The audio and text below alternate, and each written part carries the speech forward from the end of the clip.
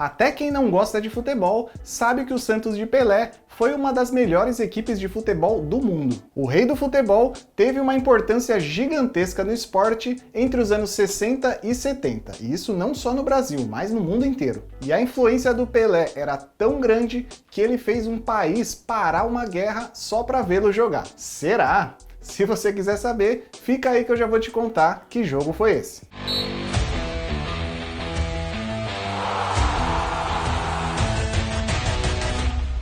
Lá nos anos 60, 70 e até 80, era bem comum times brasileiros fazerem excursões no exterior. Por conta do calendário mais enxuto, sobravam vários dias para os times fazerem jogos pela Europa, pela Ásia, pela África, enfim, tinha time brasileiro jogando pelo mundo inteiro. E essas excursões rendiam jogos impensáveis para os dias de hoje, como por exemplo o Bangu vencendo o Bayer Leverkusen da Alemanha em 85. E também uma excursão do ABC de Natal em 73, com o time jogando 24 amistosos em 9 países diferentes, e com isso entrando para o livro dos recordes como a maior excursão internacional de um time brasileiro. E quando a gente fala de times brasileiros, a gente imagina que esses times iam jogar contra outros times nessas excursões. Mas na verdade, algumas delas envolviam amistosos contra seleções locais. Como é o caso do Santos, que excursionou pela África e enfrentou várias seleções locais nos anos 60. E um desses jogos entrou para a história como aquele em que o Santos parou uma guerra, inclusive virando até canto da torcida santista. Meu Santos é sensacional, só o Santos que parou a guerra, morrer pela mundial. E a história seria muito bonita e emocionante até, mostrando como o esporte em geral e até o futebol podem ser usados para solucionar conflitos e até mesmo conflitos de guerra. Mas eu disse seria porque, na realidade, a história não foi bem assim. E quem descobriu maiores detalhes sobre isso foi o historiador José Paulo Florenzano, que fez uma pesquisa bem extensa de pós-doutorado sobre essas excursões do Santos até a África. E o objetivo dessa pesquisa foi mostrar a importância do Santos no cenário internacional do futebol. O historiador foi a fundo na investigação, inclusive visitando alguns dos países que o Santos jogou lá nos anos 60. E ele descobriu informações inéditas até então. Então vamos lá, só para vocês entenderem como que aconteceu essa excursão. A viagem começou no dia 13 de janeiro de 69, quando o Santos embarcou para a África. A princípio estavam previstos 6 jogos, e o Santos passaria por Nigéria, Moçambique, República do Congo e República Democrática do Congo. E não, eu não falei o mesmo nome do país 2 vezes errado não. Os dois países se chamam Congo, mas eles são países diferentes. O primeiro jogo seria na República do Congo, e por lá os jogadores do Santos foram recebidos como verdadeiras estrelas, e claro, com uma maior atenção ao Pelé, que chegou a desfilar em carro aberto pela cidade de Pointe-Noire. Eu acho que é assim que se fala, meu francês tá meio enferrujado, mas se você souber francês, me corrija aqui nos comentários. Nesse primeiro jogo, contra uma seleção da região de Pointe-Noire, o Santos venceu por 3-0. Em seguida, o Santos ia jogar em Brazzaville, no Congo, e depois em Kinshasa, na República Democrática do Congo. E as duas cidades ficavam bem próximas, apenas com o rio Congo separando as duas. Então, o jeito mais fácil de ir de uma para outra era indo por barco. O problema, como eu comentei, era que os dois Congos estavam meio estremecidos ali, estavam meio brigados e com as relações diplomáticas cortadas. Então, o serviço de barco entre os dois Congos estava suspenso. Aí, o governo dos dois lados ali conversou, mandaram um zap ali, entraram num acordo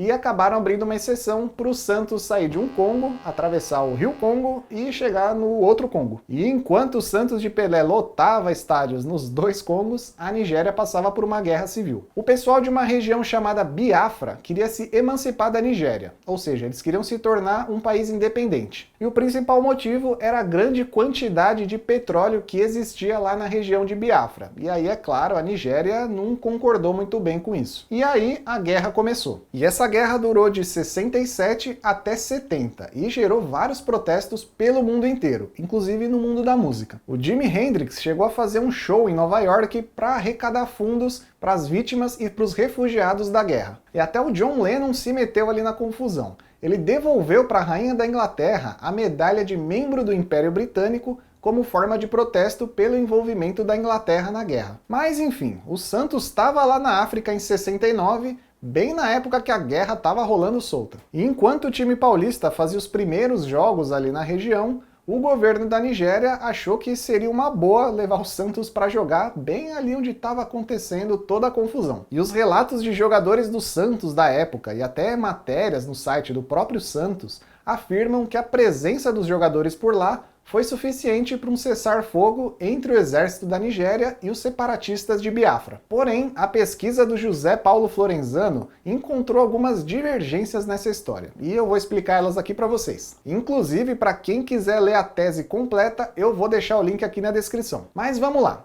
O Santos foi convidado pelo governo nigeriano para disputar uma partida na cidade de Benin, contra uma seleção do meio-oeste do país. E aí os dirigentes do Santos ficaram bem preocupados com a segurança dos jogadores, mas o governo nigeriano garantiu a segurança de todo mundo, falou que não ia acontecer nada e que a paz ia reinar solta enquanto os jogadores estivessem por lá. E aí, o que o historiador afirma na sua tese ali de pós-graduação é que o Santos passou ali pela região do Biafra quando essa região já estava totalmente cercada e imobilizada pelo exército nigeriano. O território ocupado pelos separatistas já estava bem reduzido ao que era no início da guerra. A cidade de Benin, onde o Santos ia jogar, de fato foi dominada pelos separatistas no início da guerra, mas logo foi retomada pelo exército nigeriano. Na época em que o jogo aconteceu, a cidade de Benin ficava a mais de 100 quilômetros da fronteira controlada pelos separatistas e onde estava rolando a guerra de fato. Então, isso já mostraria que o Santos não jogou de fato numa região de guerra, numa região de conflito.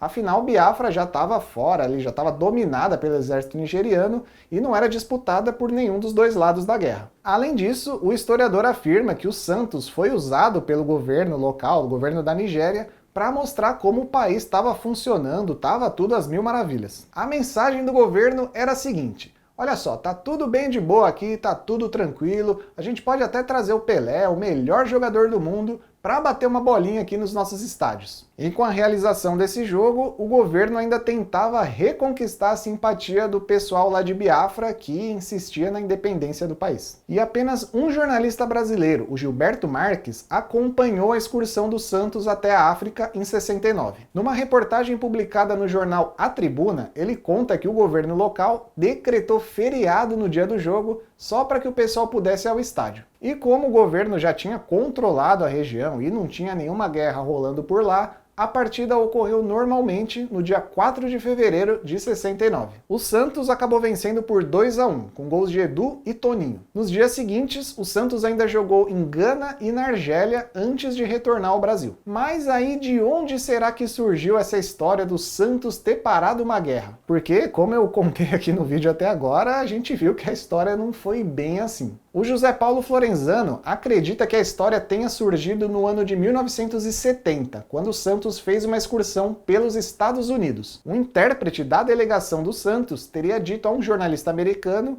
que o Pelé tinha parado a guerra de Biafra. E aí a história começou a ser contada e recontada por jornalistas, por jogadores que estavam ali na excursão para a África e tudo mais. E cada vez que a história ia sendo recontada, iam mudando algum fato, algum ano, alguma coisa, e aí todo mundo passou a acreditar que o Santos de fato parou a guerra. E surgiram até relatos que o Santos tinha parado a guerra do Congo, mas na história nunca houve uma guerra entre os dois Congos. No máximo, eles tiveram uma briga diplomática como aquela que eu falei, quando o serviço de barcos entre os dois lados foi suspenso, mas nada além disso. E o historiador ainda aponta alguns fatos relacionados ao Pelé que ajudam a embasar a sua tese. Em novembro de 69, apenas 9 meses depois da excursão do Santos até a África, o Pelé fez seu 1000º gol e aí ele foi destaque em vários jornais brasileiros. Matérias enormes sobre a carreira e a vida do rei do futebol foram publicadas em diversos jornais e nenhum desses jornais citou o fato do Santos e do Pelé terem parado uma guerra. Nem mesmo o jornal A Tribuna, que foi o único que esteve lá pessoalmente na excursão do Santos na África,